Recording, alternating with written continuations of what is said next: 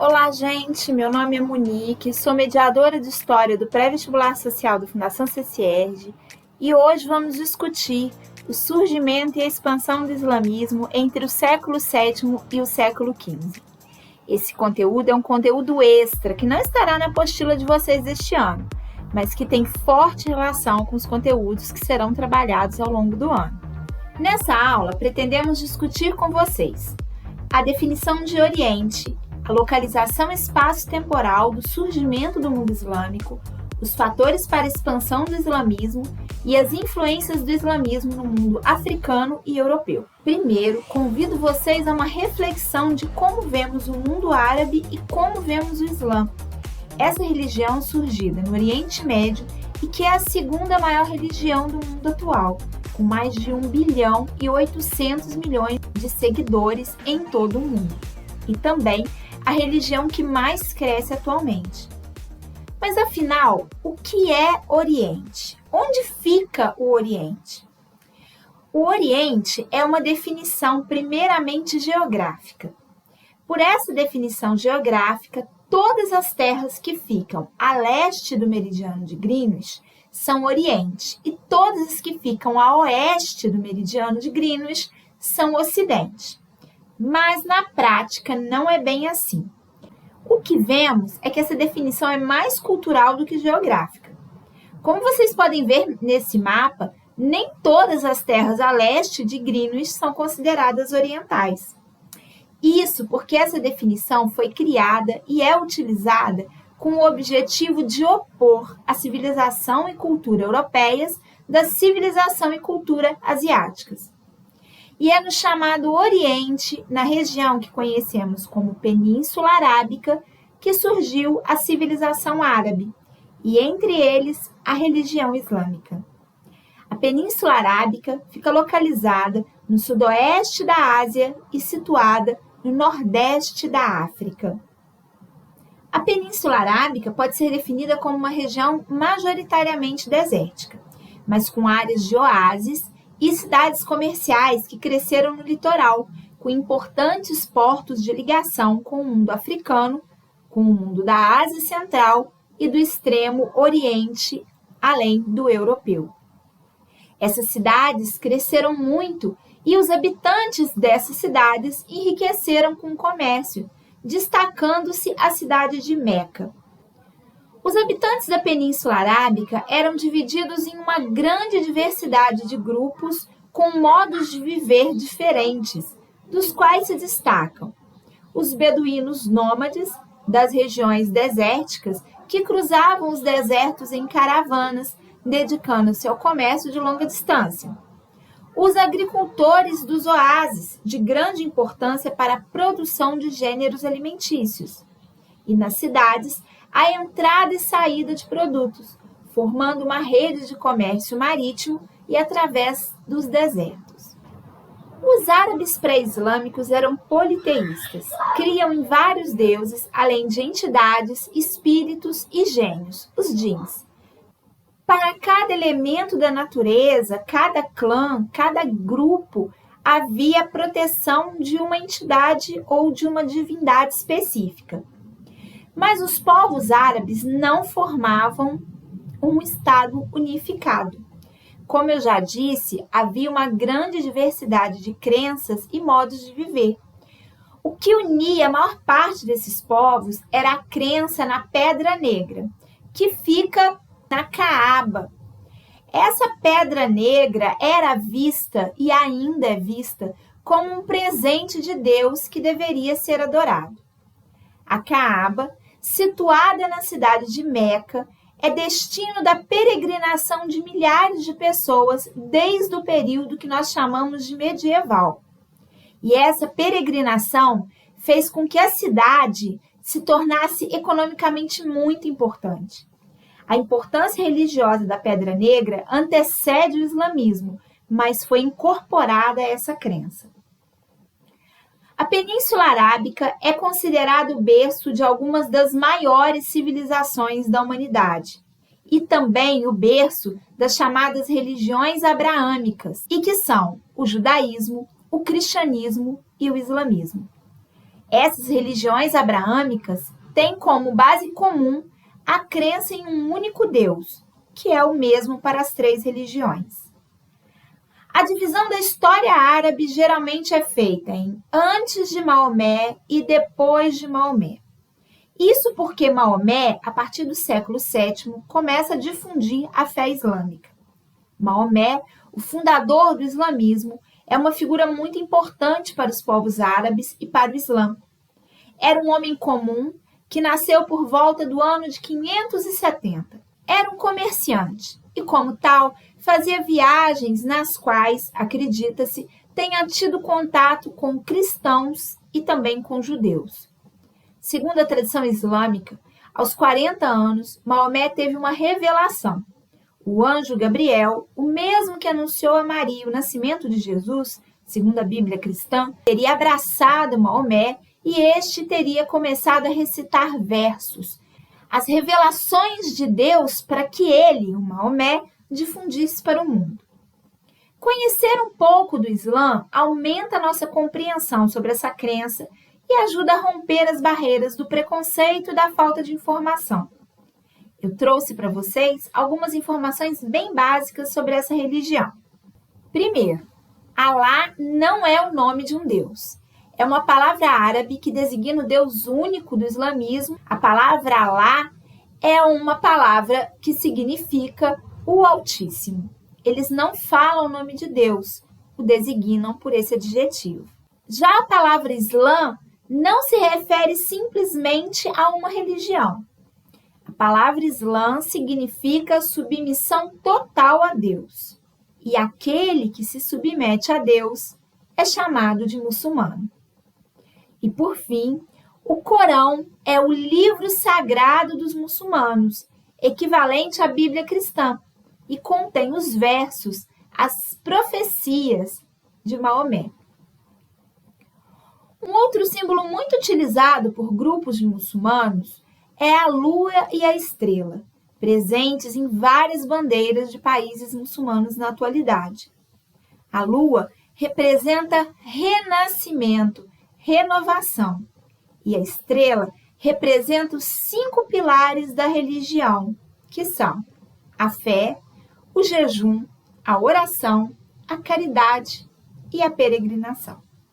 A expansão do islamismo começa a partir da reconquista da cidade de Meca e das cidades próximas, alcançando toda a Península Arábica. Reconquista porque Maomé havia sido expulso da cidade devido às suas ideias religiosas. A partir do momento que ele começa essa reconquista, ele vai junto com os seus seguidores além dos territórios asiático e africano, expandindo ao longo de todo o século VII e séculos seguintes, alcançando seu auge com a conquista da Península Ibérica, a sudoeste da Europa. Podemos observar aqui os períodos da expansão do Império Islâmico, a região que se expande até a morte de Maomé, o Califado Ortodoxo, o Califado Omíada e dos Abássidas, em sua maior amplitude até o século XIII. Mas o que favoreceu essa rápida expansão islâmica? Há vários fatores que podem explicar essa expansão e selecionamos alguns para destacar para vocês. Primeiro, a crença na jihad.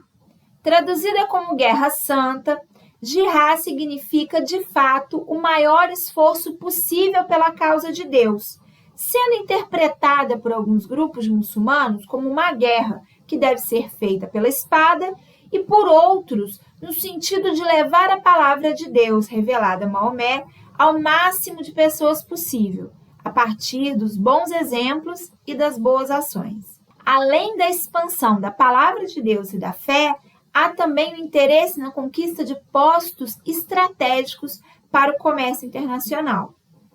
Um outro fator é que, enquanto o Império Islâmico se expande, há, ao mesmo tempo, o enfraquecimento dos impérios persa e bizantino, perdendo territórios na África e na Ásia.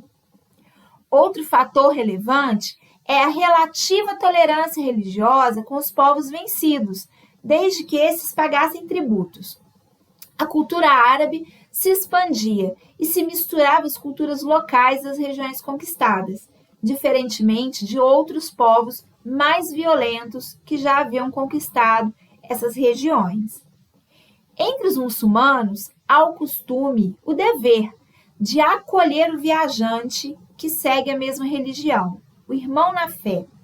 E também a união pela língua árabe são outros dois fatores que provavelmente favoreceram a expansão do Império Islâmico tão rapidamente. O islamismo entrou no continente africano a partir dos países da África do Norte, como Marrocos e Egito, e foi uma das primeiras regiões a ser conquistadas pela expansão inicial árabe-islâmica, isso ainda no século VII e VIII. Do século X ao XVI, mercadores muçulmanos contribuíram para o surgimento de importantes reinos da África Ocidental, que floresceram graças ao comércio feito por caravanas que atravessavam o Saara, pondo em contato o mundo mediterrâneo aos das estepes e savanas do Sudão Ocidental e da África Centro-Ocidental. Segundo estudos antropológicos, foram os árabes muçulmanos que começaram o tráfico de escravos africanos em grande escala. Os muçulmanos, também conhecidos como mouros na Península Ibérica, permaneceram nessa região entre os anos 711 e 1492, deixando uma influência muito forte nas artes, como pode ser observado nas imagens que mostram a arquitetura e técnicas decorativas. Na literatura, com a tradução e a divulgação de vários livros, incluindo um que com certeza você já deve ter ouvido falar, As Histórias das Mil e Uma Noites, em que estão incluídas as histórias do Ali Babá e do Aladim. Também português e espanhol foram influenciados pela língua árabe. Várias palavras que se misturaram à língua portuguesa e espanhola e que usamos diariamente. Café, arroz, algodão, girafa, divã, berinjela, acelga, javali, azul, álgebra, alfaiate, alambique, azeitona, limão e várias outras. Também podemos perceber a influência nas técnicas agrícolas, possibilitaram uma maior eficiência na produção e também a introdução de gêneros alimentícios, como a berinjela, cenoura, alface, a melancia, a laranja, o arroz, entre muitos outros. Também temos uma forte influência em técnicas de navegação que serão tão importantes para o chamado pioneirismo português no século XV, como o uso do astrolábio e da bússola. Na matemática, temos a simplificação dos algarismos, a introdução dos algarismos indo-arábicos e também do numeral zero.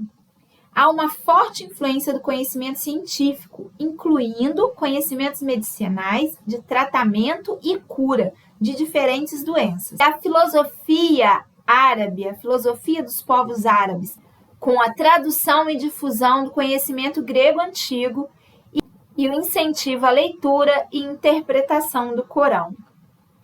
A chamada Reconquista da Península Ibérica começou no século XI e foi até o século XV, quando teriam sido expulsos os últimos muçulmanos da região. Durante esse processo, temos a formação dos reinos de Portugal e, posteriormente, do Reino da Espanha. Essa questão é do vestibular da Universidade Federal do Paraná e fala sobre a presença islâmica na Península Ibérica. De acordo com a questão, essa presença estende-se desde 711, a data da Batalha de Guadalete, quando os visigodos foram vencidos pelos invasores árabes, até o século XV, quando, em 1492, os reis católicos da Espanha conquistaram o Reino de Granada, o último núcleo muçulmano na península. Tal convivência entre as culturas ocidental e árabe, em um mesmo espaço geográfico durante cerca de 7 séculos, teve como consequência principal. Então, bastante atenção nessa questão. O que ela está querendo é que você pegue a consequência principal e ele vai te dar algumas informações equivocadas, que às vezes uma palavrinha só torna a resposta incorreta. Letra A. a realização de uma síntese cultural que gera, nos séculos medievais, uma cultura peninsular mais pobre do que em qualquer outra parte da cristandade ocidental. Letra B. A interpretação e atualização da cultura clássica da cristandade ocidental, através das contribuições dos árabes. Letra C. Uma simpatia permanente entre cristãos e árabes que limitou o movimento das cruzadas na Terra Santa. Letra D. O atraso da Península Ibérica nas ciências ditas experimentais, a medicina, astronomia, matemática, cartografia e geografia. E letra E. O desenvolvimento de um estilo artístico nas mesquitas que privilegia as representações de figuras humanas. Bem, para esse vídeo, rapidinho, lê as opções novamente, tenta responder e volta para ver a resposta certa, tá ok? Muito bem, então agora vamos para a resposta correta e depois eu vou explicar por que as outras respostas estão erradas. A resposta correta para essa questão é a letra B. A interpretação e atualização da cultura clássica na cristandade ocidental através da contribuição dos árabes. Bem, como nós vimos, o conhecimento filosófico trazido pelos árabes foi muito amplo. Durante o período histórico conhecido como Idade Média, o povo árabe estudou, traduziu e fez com que obras produzidas durante a Antiguidade Clássica pelos gregos e romanos fossem difundidas por vários lugares, incluindo a Europa, através da Península Ibérica. Bem, por que as outras opções estão incorretas? A afirmativa A dá a entender que essa ligação de 7 séculos entre árabes e cristãos fez com que a região da Península Ibérica se tornasse mais pobre do que qualquer outra. Nós vimos que houve uma integração das culturas e que, ao contrário, a cultura ibérica foi muito favorecida e muito influenciada pela cultura árabe, trazendo um desenvolvimento nas áreas da medicina, astronomia, matemática, cartografia, geografia, ciências náuticas, na literatura, nas artes. A letra C diz que, a partir dessa ligação de 7 séculos entre árabes e cristãos, criou-se uma simpatia permanente entre cristãos e árabes.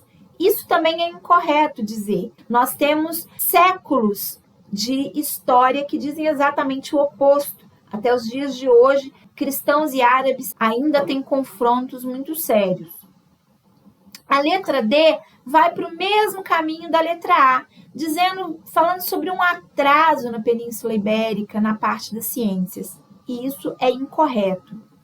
E, por fim, a letra E vem trazendo a questão de que as mesquitas passam a ter um estilo artístico que privilegia as representações das figuras humanas, o que também não é correto. As mesquitas têm como estilo principal os arabescos e as escritas em árabe, uma arquitetura bastante rebuscada, sempre voltada para a adoração a Alá. Recomendo que pesquisem mais sobre o assunto, há muitas informações importantes. A existência do Império Islâmico interferiu ou modificou a produção, o comércio e o modo de viver, principalmente pela expansão da religião sobre diferentes povos, além do povo árabe. Espero que vocês tenham gostado dessa aula. Vocês podem deixar suas dúvidas aqui nos comentários e também procurar o mediador do seu polo para poder conversar um pouquinho mais sobre esse assunto tão interessante. Um beijo para vocês e até mais!